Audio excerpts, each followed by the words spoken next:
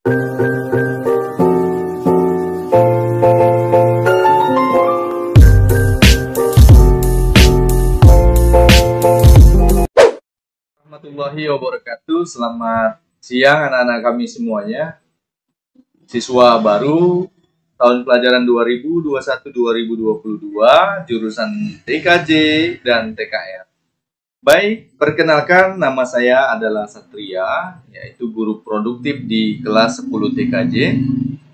Baik, di sini saya akan membawakan materi MPLS. Apa itu MPLS? Pastinya kalian sudah tahu ya. Kalau belum tahu, saya akan jelaskan, yaitu masa pengenalan lingkungan sekolah. Nah, di sini saya diberi amanah ya untuk memberikan materi ya, itu berupa bagaimana cara kita belajar yang efektif di masa pandemi ini. Baik, langsung saja kita lihat apa saja tips-tips atau cara kita ya untuk melakukan belajar secara efektif.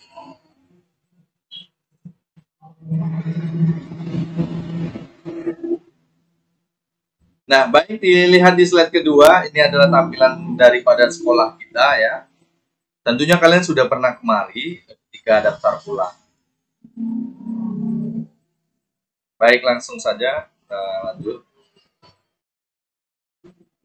Ya, kita lanjut lagi. Nah, ada 4 ya. Di sini ada 4 cara belajar efektif di masa pandemi. Ya, di sini akan saya jelaskan ada 4 cara bagaimana kita belajar efektif di masa pandemi. Oke, langsung saja kita di poin yang pertama, yaitu tentukan ruangan yang nyaman untuk belajar. Kemudian di poin yang kedua adalah sekolah daring sama dengan sekolah luring.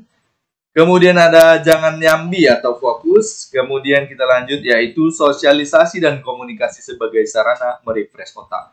Baik, langsung saja kita bahas di poin pertama. Langsung saja ya. Nah, di sini tentukan ruangan yang nyaman untuk belajar. Nah, tentunya kalian ya, ketika kalian belajar di rumah, ya kalian harus mencari atau melihat tempat yang nyaman bagi kalian belajar. Karena apa? Ketika kalian di rumah, kalian akan mengalami banyak sekali gangguan. Ya, misalkan kalau kalian yang punya adik, punya kakak, dan lain sebagainya, ya. Ketika kalian belajar, mungkin mereka lagi bermain atau lagi bicara, lagi ngobrol. Itu kan mengganggu ya, mengganggu kalian dalam belajar. Nah, tentunya kalian harus cerdik, ya. Kalian harus smart, kalian harus pintar untuk memilih ruangan mana untuk tempat kalian belajar, ya, senyaman mungkin. Jadi dengan ruangan yang nyaman, kalian akan lebih leluasa, lebih nyaman, lebih santai, ya, lebih fokus dalam belajar. Nah, itu poin yang pertama. Kita lanjut ke poin yang kedua. Nah, di sini sekolah daring sama dengan sekolah luring atau offline. Apa maksudnya? Ya, di sini dimaksud adalah anggaplah sekolah daring itu sama halnya ketika kalian sekolah seperti biasa, ya. Ketika kalian sekolah dan belajar seperti biasa. Jadi, kalian harus memperhatikan disiplin kalian. Ya, terutama adalah disiplin waktu. Nah, ketika sudah ada jadwal, ya, jadwal yang diberikan oleh gurunya, ya, sudah bagi roster. Nah, ketika akan dilaksanakan belajar daring, maka ikuti sesuai jadwal yang sudah diberikan. Jangan ditunda-tunda, nanti kok, nantilah, karena materinya bisa dilihat, ya. Misalkan ada beberapa jam, misalkan dibaginya jam 9 pagi, masih ada waktu kalian 24 jam membacanya. Jangan. Tapi sesuaikan dengan waktu. Contohnya di jam 9 ada jadwal saya. Nah, ikuti jam 9. Walaupun itu hanya membaca materi. Seperti itu. Jadi, anggaplah sekolah daring itu adalah sekolah luring atau sekolah biasa. Nah, ketika kalian disiplin waktu, maka kalian akan tepat menyelesaikan tugas-tugas yang akan diberikan. Baik, selanjutnya. Nah, di sini ada perbandingan ya, daring versus luring atau online versus offline. Nah, di sini ada sebuah diagram ya. Yang sebelah kiri adalah e-learning, yang sebelah kanan adalah non-e-learning. Perbandingannya adalah E-learning ini terbagi dua, yaitu ada online juga ada offline. Ya, ada online, ada offline. Nah, kalau di online dia ada metode, kemudian ada jaringan. Ya, metodenya itu menggunakan sinkronus dan asinkronus. Ya, kalau sinkronus itu, ya dia sinkron. Ya, ketika dia pembelajaran secara langsung.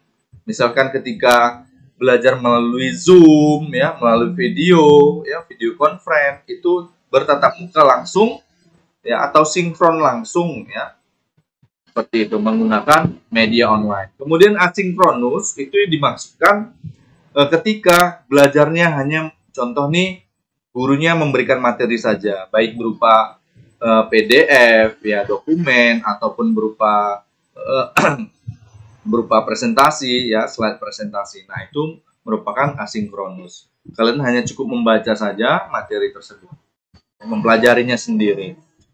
Nah, kemudian untuk jaringan yang digunakan ada internet dan intranet.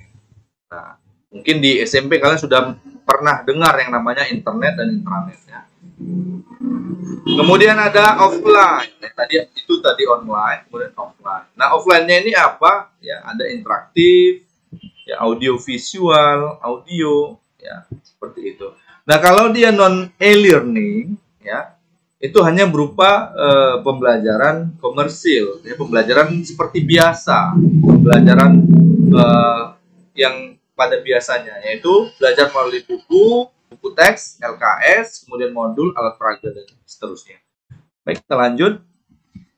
Nah, poin berikutnya adalah jangan nyambi, ya, atau kalian harus fokus.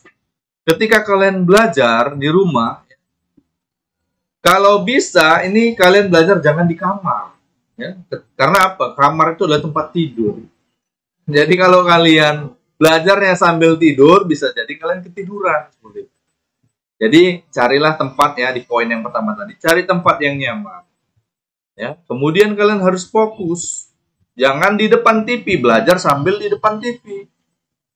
Bukannya kalian belajar malah kalian nonton TV. Oke. Nah, itu dia. Jadi harus fokus, jangan belajar sambil makan, gitu, ya. Nanti sendoknya itu nggak lagi ke mulut tapi ke hidung kalau kalian belajar sambil makan. Jadi fokuslah pada suatu kegiatan. Ketika belajar, maka belajarlah. Oke, baik, lanjut. Nah, poin berikutnya adalah sosialisasi dan komunikasi sebagai sarana merefresh otak. Nah, ketika kalian sudah jenuh nih, merasa jenuh, kenapa? Karena belajarnya di rumah terus, ya. Kalian merasa jenuh, akan timbul pikiran negatif, ya. Nah, untuk menangkalnya bagaimana? Kalian harus banyak berkomunikasi, ya, baik itu dengan teman, dengan guru, dengan keluarga, ya. Komunikasi terbatas, misalkan kalian bisa gunakan media internet, menggunakan video call, ya, menggunakan Zoom, menggunakan Google Meet, ya, aplikasi yang bisa berkomunikasi dengan orang lain.